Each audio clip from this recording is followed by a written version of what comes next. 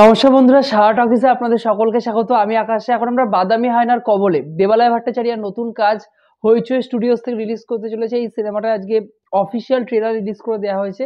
এই ট্রেলারটা রিয়াকশন করব। দেখুন, সব থেকে বড় কথা, ট্রেলারটা দেখে না আমি অবাক হয়েছি প্রচন্ড পরিমাণে। কারণ ডার্ক ফ্যান্টাসি এরকম ধরনের কাজ, পাল্প ফিকশন, আমাদের ইন্ডিয়ার ক্ষেত্রে, ইন্ডিয়াতে তো কম হয় অবভিয়াসলি, কিন্তু আমাদের বাংলা ইন্ডাস্ট্রির ক্ষেত্রে এই কাজটা করা মানে কি বলবো, একটা সত্যি একটা বড় পদক্ষেপ। কারণ এই সিনেমাটা কতটা হিট হবে সেটা কিন্তু একটা নির্ভর করছে যে পরিচালক কিভাবে গোটা বিষয়টাকে ট্রিটমেন্ট করবেন কি করবেন না।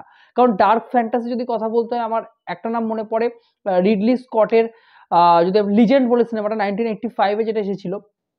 এছাড়া আপনাদের যদি মনে থাকে, আমাদের বাংলা একটা কাজের কথা আমি বলছি, সত্যজিৎ রায়ের চার, সরি সন্দীপ রায়ের চার, সরি, ওখানে সত্যজিৎ রায়ের দুটো গল্প ছিল, কাকতাড়ুয়া ছিল এবং দুই বন্ধু ছিল, মেবি পরশুরামের একটা গল্প ছিল, এখানে পরাণ বন্দ্যোপাধ্যায় প্রথম গল্পটার রোলটা প্লে করেছিলেন।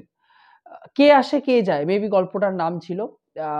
ওখানে ক্যারেক্টারটাই গল্পটা লিখছিলেন রাইটার পরাণ বাবু, এবং একজন ক্যারেক্টার আসছিলেন, তার যে ক্যারেক্টার অলোকা মেবি ছিল, তাকে বলছিলেন যেন না মারার কথা বলতে, মানে সে যেন ক্যারেক্টারটাকে তার চরিত্রের মধ্যে, উপন্যাসের মধ্যে শেষ অব্দি বাঁচিয়ে রাখেন আর কি।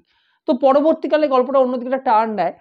ওই ঘরানার গল্প এটা নয়, কিন্তু অনেকটা সেই ইন্ডিকেট করা, মানে সেই যে একটা, মানে কি বলবো যে ডিফারেন্স, সেই যে একটা অন্য ঘরানার একটা কাজ, ঠিক আছে, যেটা চারে ছিল, যেটা পরশুরামের যে গল্পটায় ছিল, স্বপন কুমারের গল্পটাও কিন্তু এটা পাল্প ফিকশন একটা, ঠিক আছে, ওই ফিকশনের সাথে আমার কোথাও না কোথাও একটা সাদৃশ্য মনে হয়েছে।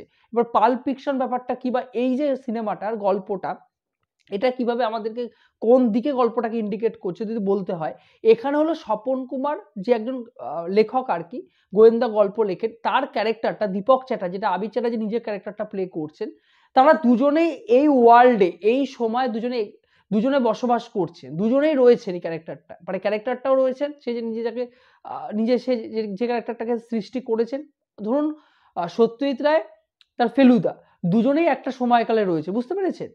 এবারে সত্যজিৎ রায় তার ফেলুদাকে নিজের মতো করে পরিচালনা করতে পারবেন আর কি। এবারে এই যে দীপক চ্যাটার্জির ক্যারেক্টারটা আর কি, যেটা মেনলি স্বপন কুমার ক্রিয়েট করেছেন, এই ক্যারেক্টারটা অন্যান্য ক্যারেক্টারের মতো তো সভ্যভদ্র নয়, তাই জন্য বটতলার বলা হচ্ছে আর কি।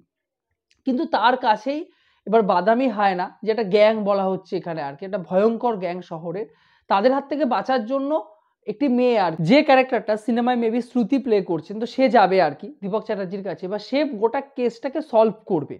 কিন্তু এই যে এখানে যে আপনি যদি খুব ভালো করে দেখেন যে টাইম ডাইমেনশন একটা রয়েছে, এবং একই জায়গায় দাঁড়িয়ে স্বপন কুমার এবং আবির চ্যাটার্জি দীপক চ্যাটার্জিকে একটা দুটো একসাথে দুজনে বসবাস করছেন আর কি, এবং সে কি করে গোটা কেসটাকে সলভ করবে, এই যে গোটা ঘটনাটা আর কি। ডার্ক ফ্যান্টাসির আলাদা এখানে ফানি মুভমেন্ট রয়েছে কিছু, আমরা বুঝতে পারছি।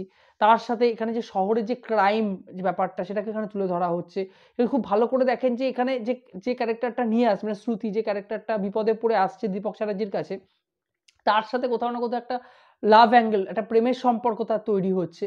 তো সবটা মিলিয়ে এই যে কেসটা, এটা একটা অন্য রকম, একটা অন্য ঘরানার একটা কেস, ঠিক আছে। এবারে পাল্প ফিকশন যে ব্যাপারটা, এটার বাংলা অর্থ হলো কল্পবিজ্ঞান, যেখানে একটা ক্যারেক্টার থাকে, মেন একজন নায়ক থাকে, সে ভিলেনের হাত থেকে নায়িকাকে রক্ষা করেন আর কি। পাল্প ফিকশন ব্যাপারটা এরকম। তো দেখা যাক এই সিনেমাটা কোথায় গিয়ে পৌঁছায়, কারণ এই সিনেমাটার গল্পটা যেভাবে তৈরি করা, যেভাবে ডেভেলপ করা হয়েছে ট্রেলারের মধ্যে, এটা গোটা সিনেমার মধ্যে কিভাবে গোটা বিষয়টা ডেভেলপ করা হয়, এটা কিন্তু একটা দেখার বিষয়। এবং বাইরের দেশে এ ধরনের কাজ হয়, আমি উদাহরণ দিতে পারি আপনাদেরকে, এর আগে উদাহরণ দিলাম লিজেন্ডের, আরও উদাহরণ রয়েছে, আরও উদাহরণ দেওয়া যায়।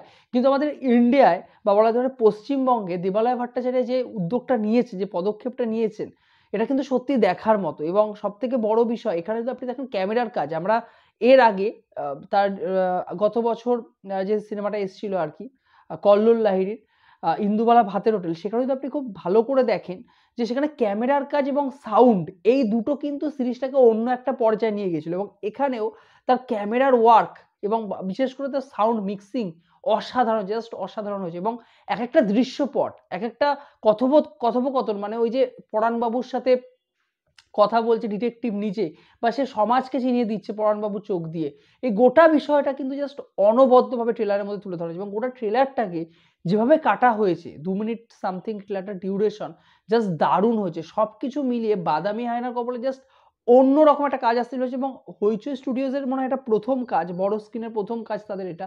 যদি এটা সাফল্য পায় তাহলে কিন্তু বলতেই হয় যে তারা কিন্তু এরকম ধরনের কাজ আগামী দিনে আবার নিয়ে আসবে এবং দেবালয় ভট্টাচার্য খুব ভালো একজন পরিচালক।